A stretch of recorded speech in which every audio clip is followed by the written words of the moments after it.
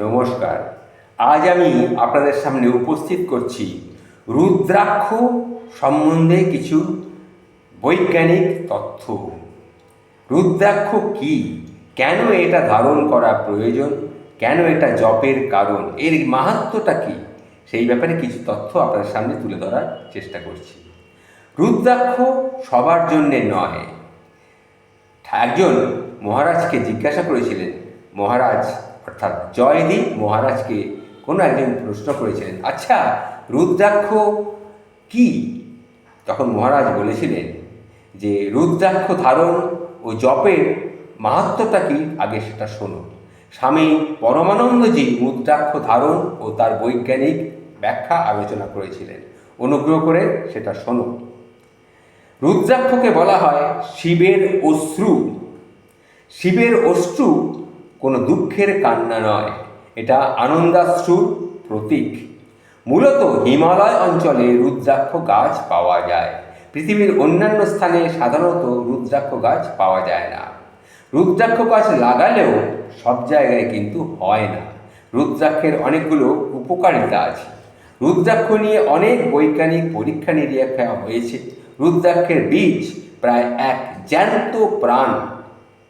মনুষ্যদেহের সংযোগে এটা বহুদিন সক্রিয় থাকে। রুদ্রাক্ষের মালা শরীরে ধারণ করলে এটা চারপাশের নেগেটিভ এনার্জি থেকে একটা প্রতিরোধ গড়ে তুলে আমাদের সুরক্ষা দেয়।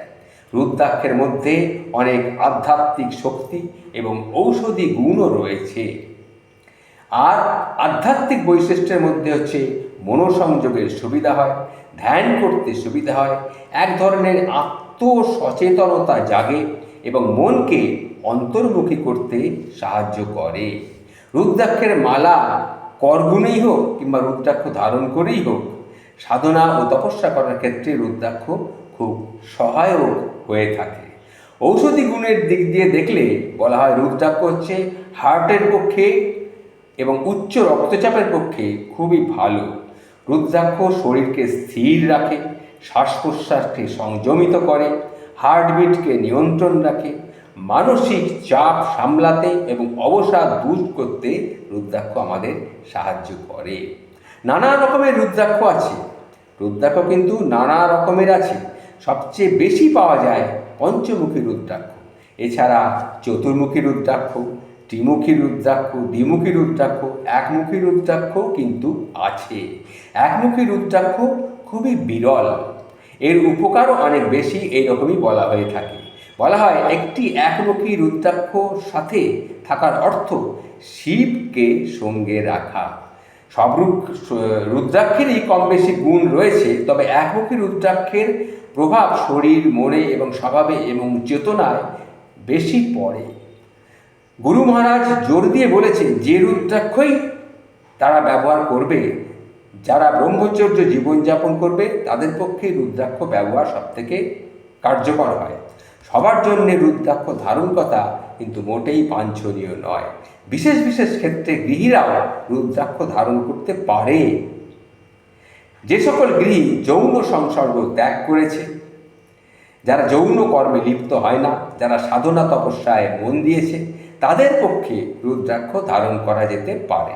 দ্বিতীয়ত, রুদ্রাক্ষ ধারণ করার সময় গুরু, সাধু এবং মহাত্মার অনুমতি নেওয়া কিন্তু বাঞ্ছনীয়। নইলে রুদ্রাক্ষ ব্যবহারের জন্য কিছু অসুবিধা হতে পারে, কিছু ক্ষতিও হতে পারে। তৃতীয়ত, রুদ্রাক্ষ গাছ হচ্ছে ব্রহ্মচারী গাছ। শাস্ত্রে এমনও বলা হয়েছে যে রুদ্রাক্ষ গাছ লাগানোর জন্য কোনো ব্রহ্মচারীর হাতে দিয়েই রোপণ করানো উচিত।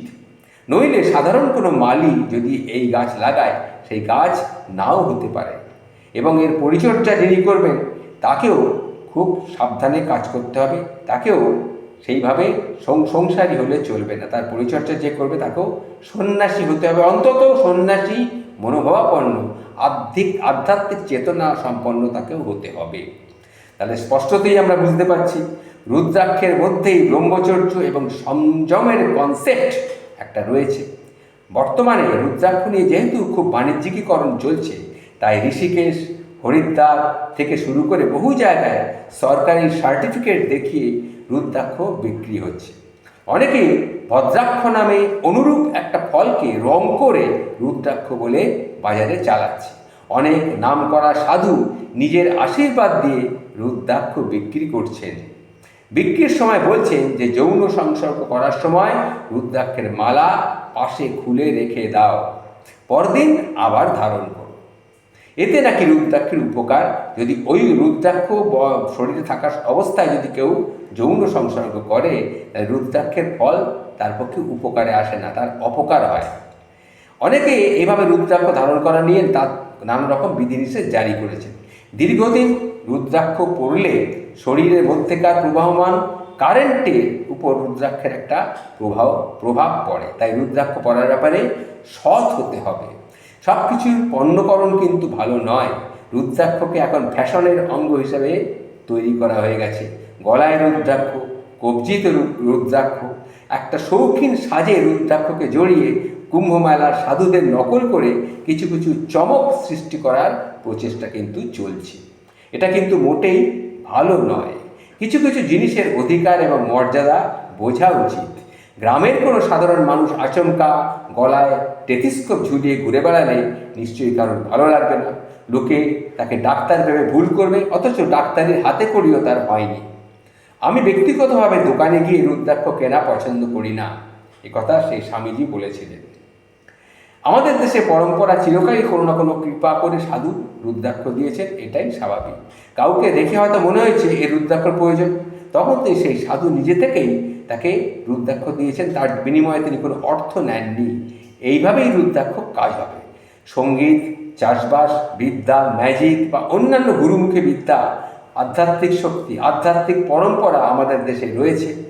সেগুলো নিয়ে যখন ব্যবসা শুরু হয়েছে এবং শক্তিরও হ্রাস পেয়েছে, তাই রুদ্রাক্ষ নিয়েও এখন ব্যবসা শুরু হয়ে গেছে। যেহেতু রুদ্রাক্ষ অনেকে রুদ্রাক্ষের মাধ্যমে নানান রকমের রুদ্রাক্ষ শরীরে লাগাচ্ছে, তারা বহন করছে, তাই সবাই এখন রুদ্রাক্ষ নিয়ে ব্যস্ত হয়ে পড়েছে। রুদ্রাক্ষের বাণিজ্যিকীকরণ প্রচুরভাবে চলছে এবং সাধারণত ছেলেরাই রুদ্রাক্ষ ধারণ করে। যারা ব্রহ্মচর্য জীবনযাপন করে তাদের জন্যেই রুদ্রাক্ষ ধারণ করা শ্রেয়। তবে ব্রহ্মচারী হলেই যে তাকে রুদ্রাক্ষ ধারণ করতে হবে সেরকম কিন্তু কোনো বিষয় নয়। নানান রকম বিরুদ্ধ পরিবেশ এবং পরিস্থিতির মধ্যে হলেও, তাই দিয়ে হলেও তাকে কামের জাগরণ যদি হয়, সেক্ষেত্রে রুদ্রাক্ষ গ্রহণ করা ঠিক নয়। সেই অবস্থায় তাকে রুদ্রাক্ষ খুলে রাখতে হবে। আর উত্তেজিত হয়ে নিজের শরীরের মেটাবলিজমের স্পিড বেড়ে যায়, তখনই তার ক্ষতি হয়। রুদ্রাক্ষ যদি পরে এই সমস্ত কাজ করা হয়, সুতরাং রুদ্রাক্ষ তাদের হাতে দেওয়া ঠিক নয়। রুদ্রাক্ষের আধ্যাত্মিক গুণাগুণ একজন সাধক ও ব্রহ্মচারীর জন্য প্রয়োজন বলেই এটা সাধকের মধ্যেই এটা পড়ার কিন্তু বিধান দেওয়া হয়েছে। এটাই হচ্ছে স্বামীজির মূল বক্তব্যের বিষয় ছিল। আমি সেটাকে একটু আপনাদের সামনে ব্যাখ্যা করে তুলে ধরার চেষ্টা করলাম।